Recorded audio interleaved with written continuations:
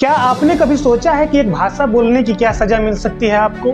सिर्फ इसलिए कि आप हिंदी बोलते हो, आपके साथ बस में धक्का मुक्की की जाए, आपके होटल, आपके रेस्टोरेंट पर पत्थर फेंके जाए, आपके बच्चों को स्कूल में तंग किया जाए और आपसे जबरदस्ती कहा जाए कि हिंदी नहीं बोलना है, ये साउथ इंडिया है। शायद आपने सोचा नहीं होगा, बट दिस इज रियलिटी। इन हजारों लाखों हिंदी भाषी लोग जो उत्तर भारत से अपने सपनों को लेकर दक्षिण भारत के शहरों में जाते हैं, आज उनकी स्थिति ठीक ऐसी ही है। भारत एक राष्ट्र जिसकी पहचान उसकी विविधता है, उसके वेरिएशंस है। हमारे संस्कृति, खान पान, पहनावा, बोलचाल, भाषाएं अलग हैं, पर एक चीज जो हम सभी को आपस में जोड़ कर रखती है कि वी आर इंडियन। और मैं इस बात को प्राउडली कहता हूं कि आई एम इंडियन। पर अब भाषा भी एक मैदान का जंग बन चुका है और इस जंग में सबसे ज्यादा तकलीफ उन्हें हो रहा है जो अल्पसंख्यक वर्ग हिंदी बोलता है और दक्षिण भारत में रहता है। पर अफसोस मुझे इसी बात का है कि वो आर्थिक रूप से भी आज सबसे ज्यादा कमजोर है दक्षिण भारत में। हम शुरुआत करते हैं एक ऐसी ही सच्ची घटना से। उत्तर प्रदेश के रहने वाले राजकुमार यादव, जिनकी उम्र 22 वर्ष है, वो बेंगलोर के एक रेस्टोरेंट में वेटर का काम करते हैं। दिन भर काम करने के बाद जब वो थक जाते हैं तो एक कस्टमर आता है और उनकी सबसे बड़ी गलती होती है कि वो उस कस्टमर से पूछ लेते हैं कि सर पानी लाएं, और सामने से जवाब आता है कि हिंदी मत बोल, वी आर इन कर्नाटका। पर सोचने वाली बात है कि क्या ये वही कर्नाटका है जो हमारे देश में है? और ये कोई अकेला किस्सा नहीं है, ऐसे सैकड़ों किस्से पड़े हुए हैं। चेन्नई के एक मशहूर आईटी कंपनी में काम करने वाले अमित मिश्रा का उनके कलीग्स के द्वारा बाइकआउट कर दिया गया सिर्फ इसलिए उन्होंने मीटिंग में हिंदी बोलने की कोशिश की थी। और उनके कलीग्स द्वारा कहा गया कि हिंदी यहाँ इम्पोज मत करो, वी आर इन तमिलनाडु। तो मैं जानना चाहता हूँ कि क्या हिंदी बोलना हिंदी इम्पोज करना हो गया? तो क्या एक हिंदी भाषी को दक्षिण भारत में जीने के लिए अपनी जुबान कटवाकर या तो अंग्रेजी या स्थानीय भाषा का सहारा लेना होगा? क्या वो हिंदी नहीं बोल सकता है? दक्षिण भारत का इतिहास मतलब भाषाई आंदोलनों से भरा पड़ा है। वो साल था 1965 जब देश की सरकार ने हिंदी को राष्ट्रभाषा बनाने की कोशिश की, तो सबसे ज्यादा अगर कहीं विरोध हुआ तो वो था तमिलनाडु में। और हर सड़क हर गली में एक ही नारा गूंजता था कि हिंदी नहीं चलेगी। पर अब शायद उस दौर का गुस्सा एक नए तरीके से निकल रहा है। हिंदी भाषी लोगों के साथ ट्रेन में बदसलूकी करना हो, या सरकारी फॉर्म से हिंदी को हटाने की मांग करनी हो, या सोशल मीडिया पे ट्रेंड चलाना हो, #boycott Hindi, stop imposing Hindi. और अब आप एक पल के लिए सोचिए कि एक मजदूर जो बिहार के दरभंगा से हैदराबाद में जाता है, वो कोई राजनेता नहीं है और ना ही कोई भाषाई एजेंडा चलाता है, सिर्फ वो एक रोटी की तलाश में अपने घर से कहीं और गया है। दिन भर काम करने के बाद जब वो आता है और एक चाय की दुकान पर रुकता है और बोलता है कि भैया चाय दीजिएगा, तो बदले में उसे भगा दिया जाता है। जब वो रोड पे पूछता है कि भैया ये सड़क कहाँ जाएगी, टैक्सी वाले से पूछता है कि क्या घर चलेंगे आप, तो जवाब आता है कि ये हिंदी वाला निकल यहाँ से। तो मैं पूछना चाहता हूँ कि क्या ये अपना हैदराबाद है या देश में हमारे कोई नई सीमा रेखा बन चुकी है जो भारत के क्षेत्र से हैदराबाद बाहर चला गया है, जहाँ हम हिंदी नहीं बोल सकते हैं?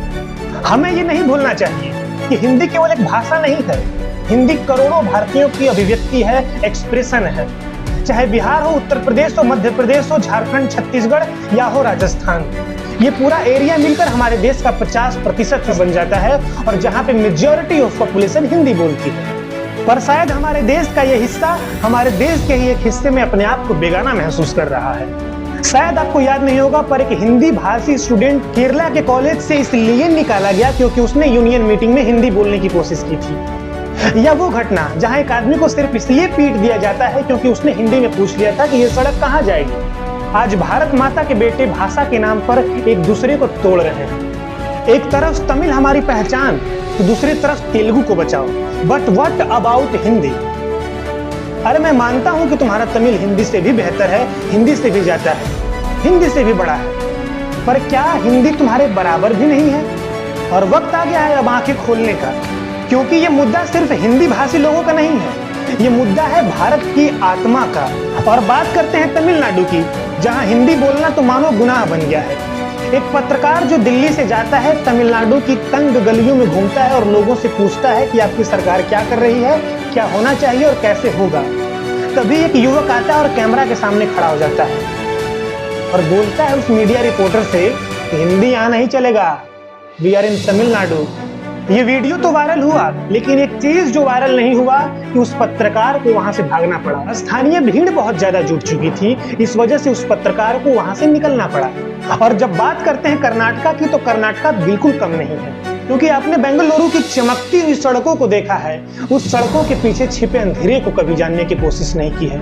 उत्तर प्रदेश से एक लड़का जाता है, बेंगलोर की एक प्राइवेट कंपनी में काम करता है, और कंपनी में काम करने के बाद जब वो घर जाना चाहता है और टैक्सी वाले से बोलता है कि भैया जयनगर चलेंगे, तो उधर से आवाज आता है, कन्नड़ गोथिल्ला, Hindi, go to north India.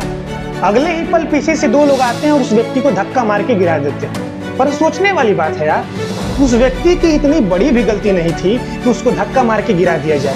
उसका कसूर क्या था? उसने सिर्फ ये गलती की थी, अपने देश के एक भाषा को दूसरे कोने में जाकर बोल दिया था। उसकी यही गलती सबसे बड़ी मिस्टेक बन गई।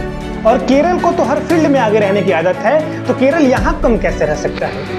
बिहार से एक स्टूडेंट जाता है नर्सिंग करने के लिए केरला में, उसको सिर्फ इसलिए वहां से हटा दिया जाता है क्योंकि वो हिंदी में बात करता है और अपने दोस्तों के साथ कैंटीन में भोजपुरी में बात करता है।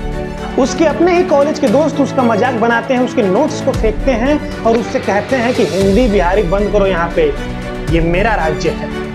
सोचिए कि एक छात्र जिसने अपने फैमिली को छोड़ा, अपने राज्य को छोड़ा, अपने सपनों को अपने दिल के कोने में दबा कर ले गया केरला, और उसके साथ हुआ क्या? उसके साथ ये घटना सिर्फ इसलिए हुआ क्योंकि उसकी जुबान हिंदी थी। हैदराबाद के एक मॉल में एक गार्ड ने एक महिला को रोक दिया और पूछने पर बहुत ठंडे लहजे में बोला कि because you people think Hindi is India, Hindi go to north India. क्या आप ये सोच सकते हैं कि भारत के एक शहर में अपने देश की एक जुबान को बोलने पर आप अनुशासनहीनता का आरोप लग सकता है? मैंने जितने भी आपको राज्य गिनाए हैं उनमें सिर्फ एक ही पैटर्न दिखता है, उन्हें हिंदी से नफरत नहीं है, उन्हें हिंदी भाषियों से नफरत है। ये सारे वीडियो को और सारे तथ्यों को देखने के बाद लगता है ऐसा लगता है कोई मानसिक दीवार बन चुकी है। मैं इस बात को मानता हूँ कि अपने क्षेत्रीय भाषा पे आपको प्राउड होना चाहिए, लेकिन किसी एक पर्टिकुलर भाषा के लिए आपके अंदर अगर घृणा हो जाती है तो वो आपके संविधान के लिए भी बहुत हानिकारक है, आपके देश के लिए भी हानिकारक है, आपके समाज के लिए भी हानिकारक है। भाषा जो जोड़ने के लिए बनी थी, अब वो तोड़ने का हथियार बन चुकी है। जब एक बिहारी बच्चा तेलुगु नहीं बोल पाता है तो उसका मजाक बन जाता है। जब एक झारखंड का मजदूर कर्नाटका में कन्नड़ नहीं बोल पाता है तो उसे थप्पड़ मार दिया जाता है। तो सवाल यह है कि क्या हिंदी भाषी हमारे देश के नागरिक नहीं है? क्या हिंदी हमारे देश की भाषा नहीं है? हमारे देश के संविधान का आर्टिकल 343 कहता है कि भारत की ऑफिशियल लैंग्वेज हिंदी या अंग्रेजी होगी। यह कोई जबरदस्ती नहीं है। हमारे देश के प्रॉपर संविधान में लिखा हुआ है कि भारत सरकार जो भी अपना पेपर वर्क करेगी या वो हिंदी में होगा या तो अंग्रेजी में होगा।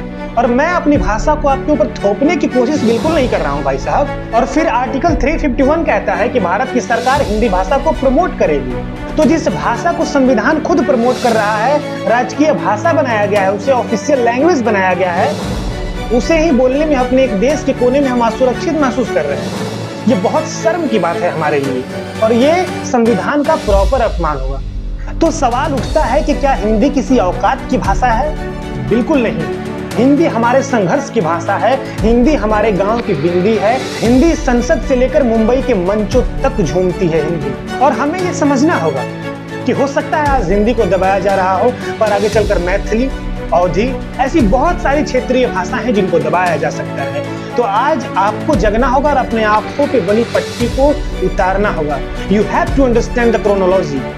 तो मैं एक छोटा सा आवाज हूँ, मैं उस दबे हुए समाज का एक आवाज हूँ जिसे ना सरकार सुनती है ना ही मीडिया। और मैं उन लोगों को आवाज देने की कोशिश कर रहा हूँ जिनका नौकरी छीन लिया गया, जिनको पीट दिया गया, जिनकी बेइज्जती कर दी गई सिर्फ इसलिए क्योंकि वो हिंदी बोलते थे। तो हिंदी किसी जाति, धर्म या राज्य की भाषा नहीं है। हिंदी हमारे देश की आत्मा है। Hindi is like a soul of our country. और अगर तुम उत्तर भारत से हो या तुम्हारी मदर टंग हिंदी है तो ये केवल भाषा नहीं है, ये तुम्हारी जिम्मेवारी है, तुम्हारी रिस्पॉन्सिबिलिटी है। और अगर तुम अपने आप को एक सच्चे देशभक्त मानते हो तो you have to respect all languages. चाहे वो हमारे देश की कोई भी भाषा हो, उसको एक तरह से एक सम्मान के नजरिए से देखना तुम्हारा रिस्पॉन्सिबिलिटी है। अगर तुम हिंदी थोप नहीं रहे हो तो हिंदी से नफरत भी मत करो। भाषा चाहे किसी भी देश की, किसी भी समाज की हो, वो समाज को जोड़ती है, भाषा समाज को तोड़ती नहीं। मिलते हैं किसी और बेहतरीन टॉपिक के साथ, तब तक के लिए थैंक यू वेरी मच। जय हिंद।